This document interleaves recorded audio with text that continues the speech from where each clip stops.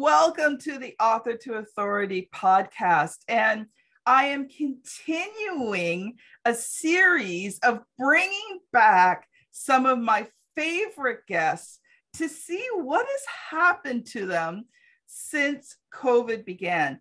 And I am so pleased and thankful to have Michel Neray on the show today because he has mastered the art of storytelling.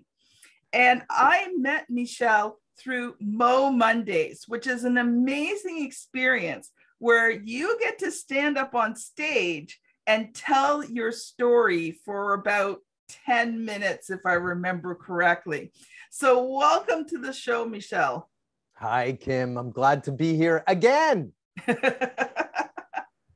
So tell me, what has been happening in your life? I think the first time, and I'll put the link to the first interview we did in the show notes. And I know we were focusing on Mo Mondays and telling your story, but I think a lot has changed since then because COVID hit and now you could no longer do live events. So talk about your life, what's been going on, how have things changed? How have you had to pivot? Would just love to have you share. Well, thanks for asking, but that's a big question. So, and the question, God, I got to put myself back. So much has changed. Let me think. Obviously live events have been, not safe enough to hold. So we're no longer, in fact, I actually asked all the licensees to stop doing live events even sooner than it was government mandated because I was so concerned about how transmissible the virus was and is, and I just did not want to take that chance. I didn't want any Mo Mondays to ever be responsible for turning into a super spreader event and all of that stuff. So we just put all of that on hold. And COVID has been a blessing and a curse. Obviously it's been a curse and it's been terrible. My heart goes out to anybody who was personally affected or a loved one was personally affected by COVID. But at the same time, like any major catastrophic event, it forces one, me, you, presumably everybody, to reevaluate what's working, what's not working. Yeah. What do they want to do that they haven't been able to get to, but maybe now they can, or what have they been doing that that hasn't been giving them as much joy. We get into a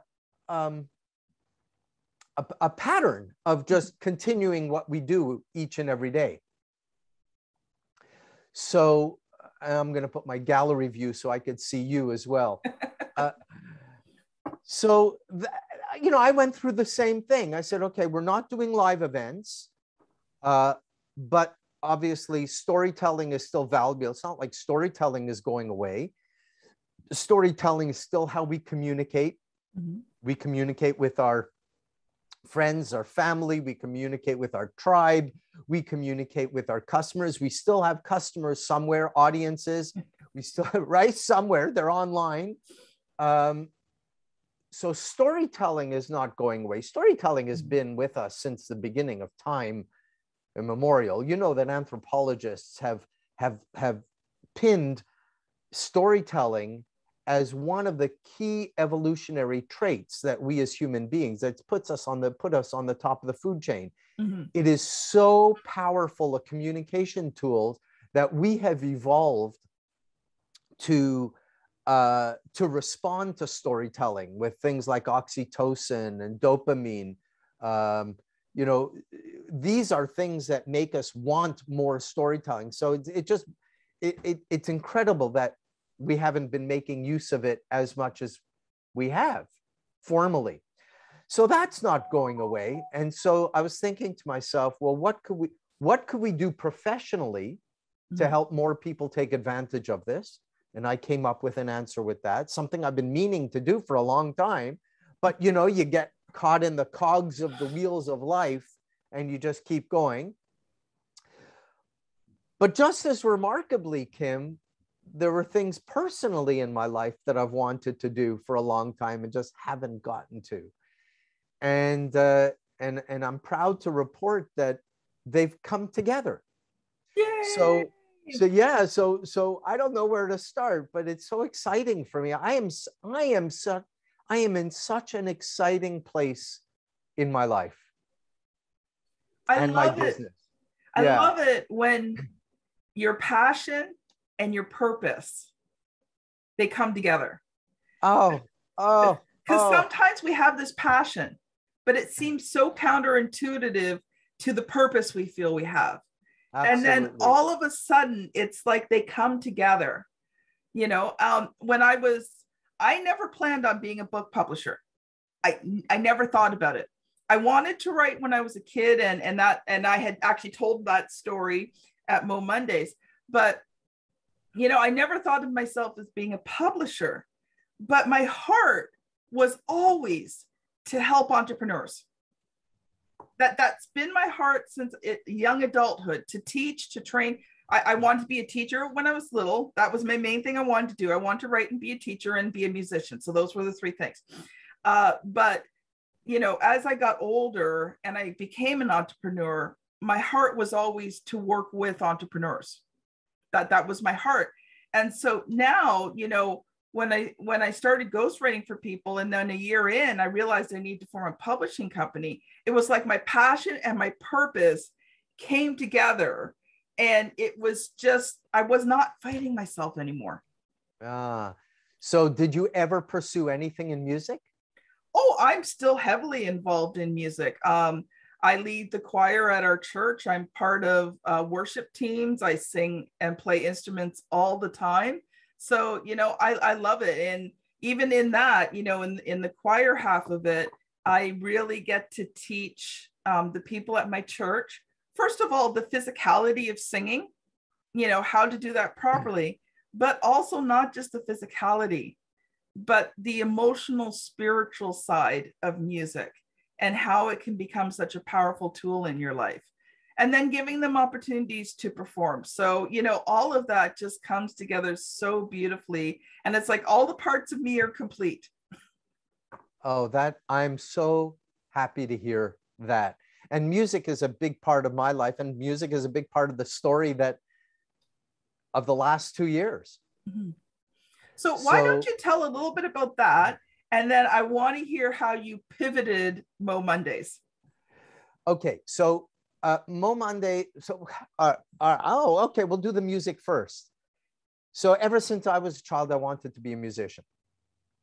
When I was in grade 6, my parents got me a guitar. You know, I took lessons, but, you know, I remember going to school one day, excited to perform an original song for my class, but didn't get a whole lot of love from them. You know, kids can be cruel. They don't appreciate the finer arts. No, they're like, well, you know, it's like, who is this kid? I wasn't very good. Listen, let's be honest. I wasn't very good. But somehow in my little brain, I came up with a belief. Now, some today might call it a limiting belief, but I came up with the belief that guitar wasn't for me. It wasn't, you know, I'd never be able to get the rhythm or the dexterity or all of that stuff that you need to play guitar. So, which of course was a lie. You just needed more practice. Well, probably, yeah, exactly. Now, about 5 years ago, a friend of mine came visiting from Winnipeg, and she had her little ukulele with her, and I picked up her little ukulele, and I said, I don't know, 4 strings instead of 6, maybe I could do something. And I bashed out some guitars or some chords that I remembered, and then I had a little thought form in the back of my mind that, you know, maybe I could do this. And so I took up ukulele and I practiced and I got pretty good. In fact, before COVID, I ended up starting a band, and we got booked for gigs. Like seriously. Now, it's not like music was always what had gone out of my life before that completely. Like you, I became a singer, and it was something that I loved to do. I'd get invited on stage by some of my pro friends, and you know, I mean, I was good enough for, you know, performing as a singer. I did the usual. I went through the karaoke stage and the open mic stage, and you know. But then I had the band members that were in my band when I was playing ukulele. They're pros, like jazz musicians and I kept saying, I said, "Are you sure you want to play with me?" You know. And eventually they got annoyed at me and they said, "Shut up, Michel. We love playing with you. You're a good front man. And you write pretty good songs, you know, so awesome." Because you realize I'd been a professional speaker for 30 years by then. And you all had of the presence. Exactly. All the stagecraft, you know, went into performing. You know, they liked it. I wasn't the front man who shuffled his feet and just went from song to song without, you know, looking at the audience. I engaged them in storytelling. What else would you do, right? Well, exactly. So they liked it. But then my friend Stephanie came from Winnipeg. And then COVID hit. And then COVID hit. And I thought, well, maybe I should use the time to play guitar. So I went out, I got a guitar. I practiced. I think I put in my first 10,000 hours the first week. I bet your fingers were sore after that one. You know what? I think all the playing that I'd been doing on my ukulele were, even though it's nylon strings versus steel strings. You built the calluses. I had the calluses, and then I started writing. And now, and like I was practicing literally 3 to 5 hours a day, and I knew I had turned a corner when I was starting to write songs on the guitar instead of the ukulele. Actually, you didn't turn the corner. You came back full circle. Which circle are you referring to? Well, you said when you were younger and you first got guitar, you started writing songs, right? So now you had come back full circle on the guitar and you were writing songs again. You're absolutely right, but it gets even better. It gets even better because last week I fulfilled another one of my personal and professional goals. Is I did a keynote, and it was a virtual keynote. I think there might have been 500 people across the country tuning in, and I opened. It was a keynote about storytelling, teaching advisors, financial advisors, how to incorporate more storytelling into their professional lives. I started with the story of me wanting to learn guitar, and I ended with a song. Yay! That I performed live, virtually live, and got a lot of good feedback, and it was very inspirational and entertaining at the same time for people. And so that really happened because I was having my pre-client interview, you know, just with the person talking about what we're going to talking about.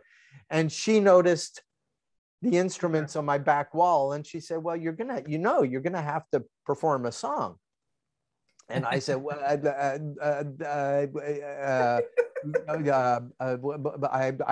hadn't really, I've always wanted to, yes. Isn't that what we all go through? We're like, okay, yeah. I'm going to do this. Yeah. And it went really well, and I'm really pleased. So that was a big milestone in both my personal and my professional goals. So you talk about how they came together.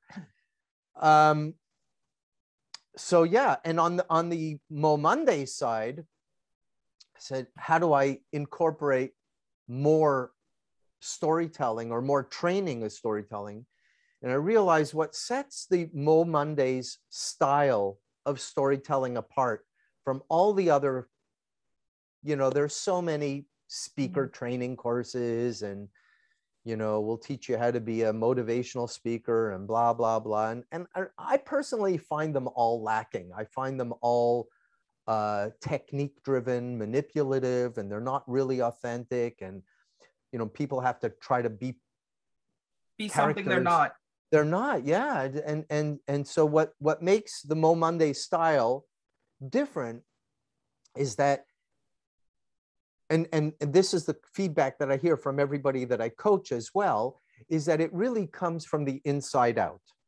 Yes. Let's first figure out what the core message is that we have that we want to deliver. And you know this from your talking on the Mo Monday stage. So we created a website called Inside Out Storytelling, where the focus is on virtual training. In fact, we're just launching something today called the 5 Neural Hooks in Storytelling. There's another virtual workshop on there right now called Cam Like a Pro. Everything from, how you fill your frame. Where should your head be? How big you should be? How dark or light should your background be? What should be behind you? Should you use a virtual background versus a staged, curated background? What audio equipment is important? Where should you spend your money, if anything? Because most people, you don't need to do this. If you do it intelligently, you don't need to spend a lot of money. But audio equipment is one of the things that I do recommend. Yes. That people buy. But anyway, so and now this site is as big as the Mo Monday site was before. When we get back into live events, it'll be the jumping off. Mo Mondays is not going away. I still hope to have Mo Mondays events again, but we're still in a pause because we still don't know what's going to happen over the next 4 months, 6 months. Well, it's true. And Michel and I are in Ontario, Canada. And, here they've kept things pretty still closed up. Like, last December, we went into basically lockdown. And we've been in some form of lockdown ever since. Now, over the summer, it's been lessening, but still. And right now, our numbers were really good. They were coming down. Now we're starting to see them rise again with Canadian winter on its way, though you'd never know what the temperature we had the last few days. Oh, I went on my motorcycle yesterday. It was supposed to be one of the nicest days we had. Yeah. Oh, I know, it's been beautiful. But what I'm really hoping is soon they'll be able to release the vaccination for kids, that 5 to 11. I think once that happens, we're going to see a massive drop in numbers, right? But until then, it's like every day, it's kind of like right now, the family and I have been talking about Christmas. What is Christmas going to look like? Yeah. And the answer is we just don't know. We don't know yet. We don't know yet. We don't know, and we probably won't know until well into December. Yeah, to December 22nd. Well, that was like with Thanksgiving this year. Like we just did not know. So, the week leading up to Thanksgiving was when we made all of our plans because we knew what we could do and what we couldn't do, right? So I think, like you said, it's not that Mo Mondays has gone away. But, from what I've been reading and hearing, at least in Ontario, the government is hoping by March next year, that all of the restrictions will be gone. We won't have to wear masks, those kinds of things. And and that's assuming, and that's assuming people, everybody gets the right information and stop thinking that there's a worldwide conspiracy and I know all of that stuff. But we won't go into that one today. So Michel, we have a few minutes left. So what I would like to do, because your specialty is storytelling and our audience is entrepreneurs, professionals, speakers, and coaches, could you maybe speak just for a couple of minutes on some basic storytelling techniques that, the audience can take and start to use today? Yeah, I'm happy to. And I think, I'll say one thing. There are probably people listening to this right now thinking, oh, either that's stories aren't important for what I do, or they're saying, but I don't have any stories. That's what I Or, hear the most is I yeah, don't I don't have have any any. stories. Yeah, I've got a story to tell you about that. I do. I do. I know it sounds hilarious. I think the first thing I'd like everybody to consider is that storytelling has become a buzzword, and it's become something. It's almost like, oh, this fancy thing called storytelling that you have to be great at, and that's not at all true. Replace the word story with the word example. I like that. I mean, it really is that simple. In fact, the people who try to turn it into a full-blown story end up making the story 5 times longer than it should be and more dramatic. You know, I'll tell you, this is how easy a story is. And if you start replacing it with the word example. So this woman messages me on LinkedIn, and she's a sales training coach. And she said exactly what you just said you heard from a lot of people. I don't have any stories, but I decided to message you anyway just to see what you have to offer. And I said, okay. And I just listened to her, and I said, what are some of the strategies you teach? And just engaged her in conversation. And so I don't even remember how we got into it, but she starts talking to me about how she met a guy on her, possibly the next love of her life. And she decided to go on a trip to Machu Picchu with him to see, well, you know what, if we're still friends by the end of this, maybe there's some, maybe there's some, There's some hope there. hope for a long-term relationship. And she went in, and turns out she employed, and it wasn't until I asked her the question, but it wasn't until she employed the same kind of questions or the same kind of thinking in how she approached her relationship with her future spouse that she realized that there was an alignment with what she was teaching to her professional audiences. And I just listened to her, and she's going on about this Machu Picchu trip. And at the end, I just said, well, you know, it sounds like that would be a great story you could tell your audiences. And you could hear the silence. Pin drop. Oh, and she messaged me about a month later and said, Michel, I used that story at a conference that I was giving, and I made a 300% return on my investment in you. Thank you very much. Yep. There. Now, guess what? That was a story. Yeah. That was a story. It was an example. Easier to... I have been working with entrepreneurs. You know this. I've been working with entrepreneurs. Every time I dig down to their core differentiation, there is always a story. In fact, there's always a story behind it that they think is not important, but it is the most important thing they have. I tell, in fact, I lead a whole workshop series called The 4 Stories That Everyone in Business Should Have in Their Back Pocket. There's okay, you're coming back on. You're coming back on.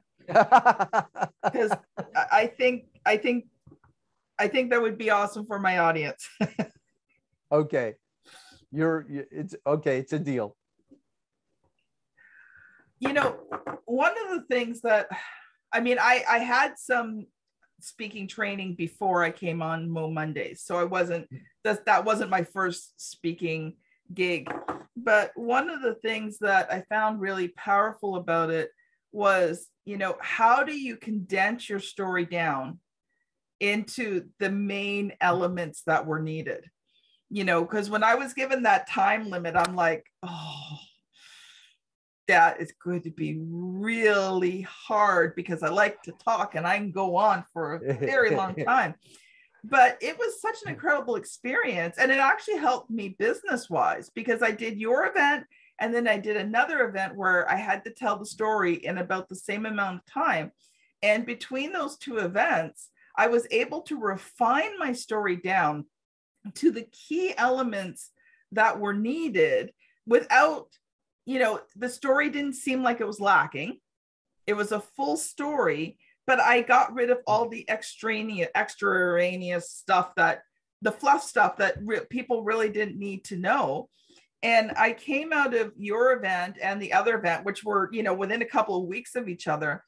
And, I had so many people tell me, and have told me since, because I've now told the story many times, about how powerful it was. Because I talk about the power of words, how I had words spoken over me as a child, words that derailed my destiny. That's the other thing too. When you're telling your story, think of some delicious words. Like, don't use everyday words like derailed my destiny, right?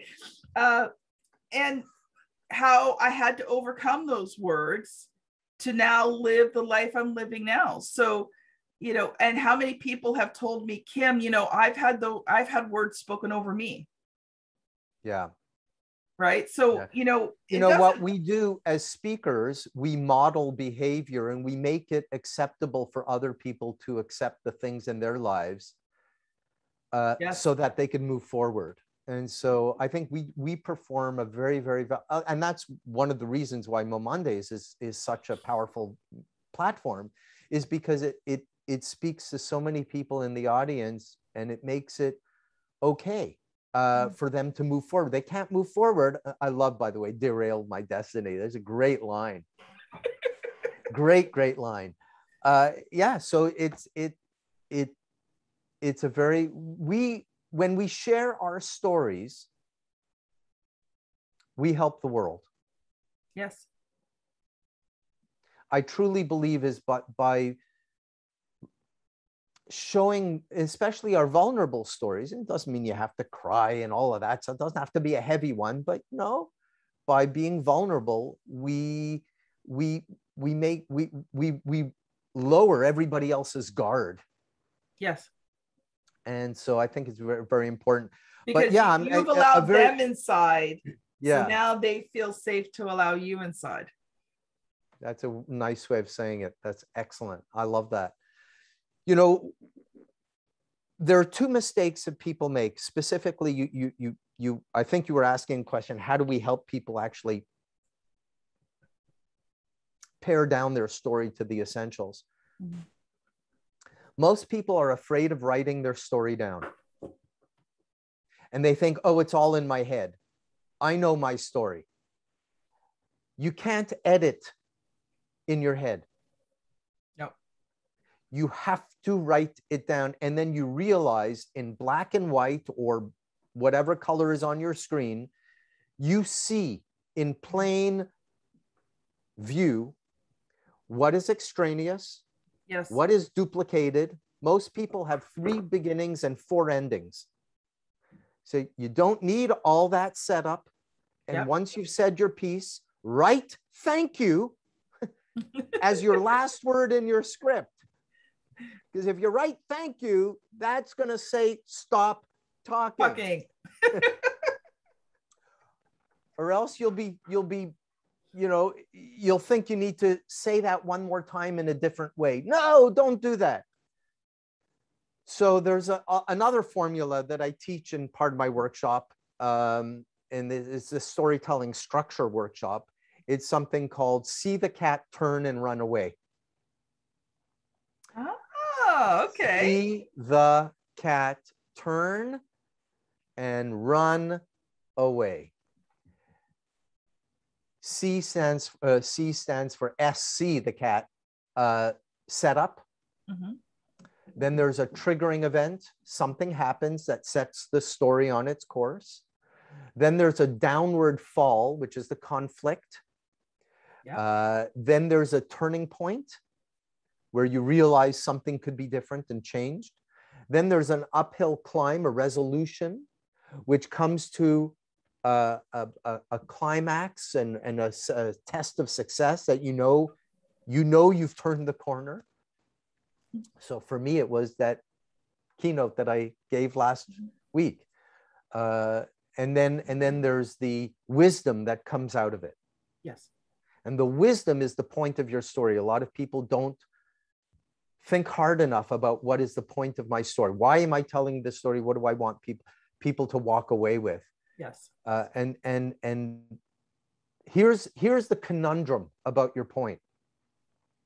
The perfectionists will say, I'm not going to tell my story until I figure out my point. And the shoot from the hip people will say, well, I'm just going to tell my story because it's my story. And I'm not going to worry about what my point is. Yeah, the point will come later. Yeah. Or or everybody has their own point they'll take out of this. Well, neither one of those two extremes is a good idea. Yes. You figure out your point by telling your story over and over again. Yes. And as long as you're constantly with this question mark in the back of your head saying, what is my point? What is my point? What is the part that connects and resonates with other people? How do I turn it into a universal truth? Up until the end, it's all I. And I know that goes against many of the speaker training methodologies that are taught, but if it's your story, it's your story. So your story. So if you try to force the you imagine you're a little child and you're 5 years old and your parents keep you under the stairs for 3 years. It's not powerful. It's like, oh my God, I know you're talking about yourself. When are you going to just say it's you or whatever? Yeah. It's like, so just like, it's not powerful because it feels manipulative and technique driven, right? But but at the end, if you say, don't let words derail your destiny, that's the only place that you belongs, because that's where it's the universal. So we go over that in the training and we show, make it easy for people to when to transition from the I to the you, and what feels comfortable and all of that stuff, and what's natural and authentic without it feeling manipulative or technique driven. We do all that. That is so awesome. I'm just like, my brain is like spinning right now. But we are now over time. So you and I could go on, but I do want to have you come back and talk about the 4 stories, because I think that, most entrepreneurs don't realize you always have to start with one story, right? Get that one story down, right? But after that, what are the other stories that you can tell? And so I am so interested to hear that. So well, Michel, can I just tell you what those 4 stories are? Yes. Or I'll tell you one of them. One of them. You get a preview. Yeah. So the stories are, everybody needs a customer journey story, which is like a testimonial story. And I just told one today. You need the why I do what I do story. But that's a generic story. Then you need the how I do what I do. Now, how I do, why I do. The why I do, how I do what I do.